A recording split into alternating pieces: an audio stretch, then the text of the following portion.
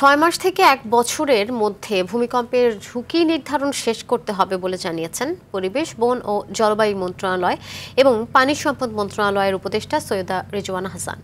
ঝুঁকি সম্পর্কে জানতে এলাকাভিত্তিক বিভিন্ন ফার্মকে সার্ভের কাজের দায়িত্ব দিতে হবে বলেও জানান তিনি।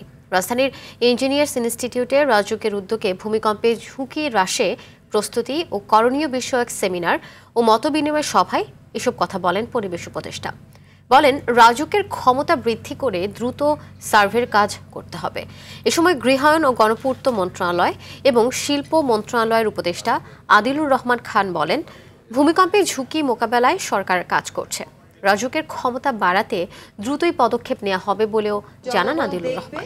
যে প্রশাসন তার দোরগোড়ায় যাচ্ছে, তার ঝুঁকিটা অ্যাসেস করতে, তার ঝুঁকিটা নিরূপণে কি করা যায় সেটা করতে, এবং রাজুক যে নতুন আইন করছে টাউন ইমপ্রুভমেন্ট অ্যাক্টের পরিবর্তে, রাজুককে সেইখানে আমি মনে করি বিশেষ ক্ষমতা দেয়া প্রয়োজন। জনগণের প্রস্তুতির পাশাপাশি সরকারি যে বিভিন্ন প্রতিষ্ঠানগুলো আছে সেটার সমন্বয়, এই নিয়েই আমরা কথা বলছি এবং এটাকে কার্যকর করার চেষ্টা করছি। আমরা বিশ্বাস করি এই ভূমিকম্পর ক্ষেত্রেও, ভূমিকম্পের প্রস্তুতির ক্ষেত্রেও, ঝুঁকি কমিয়ে আনার ক্ষেত্রেও আমরা সেটা পালন করতে পারবো।